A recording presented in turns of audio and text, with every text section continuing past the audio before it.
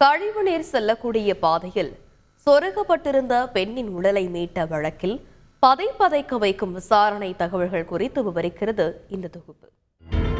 முன் செல்லும் ஒரு அடிக்கும் குறைவான உயரம் கொண்ட கழிவுநீர் செல்லும் கால்வாயில் திடீரென தண்ணீர் தேங்கியுள்ளது.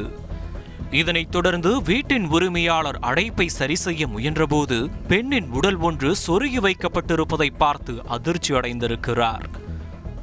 தகவல் போலீசாருக்கு பறக்க சம்பவ இடத்திற்கு வந்த போலீசார் எப்படி இந்த கால்வாயில் பெண் உடல் சுருக்கப்பட்டிருக்கும் என யோசிக்க உடலை எடுக்க முடியாததால் கால்வாய் மீது போடப்பட்டிருந்த சிமெண்ட் ஸ்லாப்பை கடப்பாறை கம்பி கொண்டு உடைத்த பின்பே உடல் மீட்கப்பட்டது.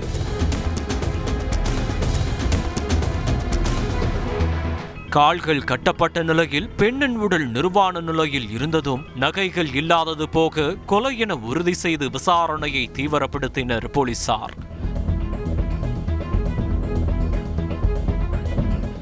இதே நேரத்தில் 2 தினங்களுக்கு முன் 4 மாத கர்ப்பிணியான தனது மனைவி தேவி என்பவரை காணவில்லை என மதுரமங்கலத்தைச் சேர்ந்த அவரது கணவர் முருகன் அளித்த புகார் போலீசாருக்கு புரிதட்ட முருகனை அழைத்து சென்று கொலை செய்யப்பட்ட தேவி என்பதை போலீசார் உறுதி செய்துள்ளனர். விசாரணையை தீவிரப்படுத்திய போது தேவி வீட்டின் அருகே இருந்த ரவி என்பவர் மீது போலீசாரின் சந்தேக பார்வை விழ விசாரணை வளையத்திற்குள் கொண்டு வரப்பட்டார்.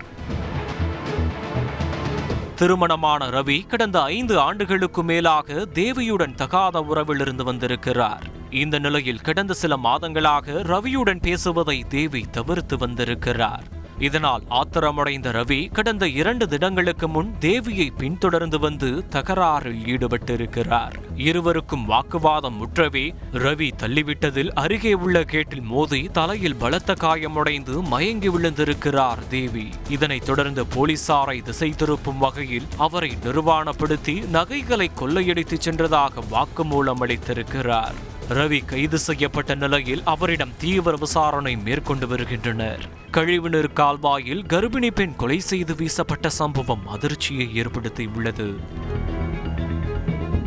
கைதான ரவி மீது வழக்கு பதிவு செய்த போலீசார் நீதிமன்றத்தில் ஆஜர்படுத்தி சிறையில் அடைத்தனர்.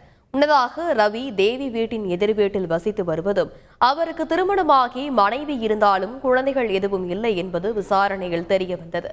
சொந்தமாக டாடா ஏசி வாகனம் ஓட்டி வரும் ரவி சில மாதங்களுக்கு முன் விபத்தில் கால் முறிவு ஏற்பட்டதால் தடியின் துணையோடு தாங்கிதான் நடப்பார் என்பது குறிப்பிடத்தக்கது. திருமணம் தாண்டிய உறவில் ருசி கண்ட ரவி கள்ளக்காதலி கர்ப்பத்தை கலைக்க வற்புறுத்தி கள்ளக்காதலியை கொலை செய்ததால் 8 வயது சிறுமி அனாதை ஆக்கப்பட்டுள்ளார். செய்திகளை உடனுக்குடன் தெரிந்து கொள்ள உடனே சப்ஸ்கிரைப் பண்ணுங்க.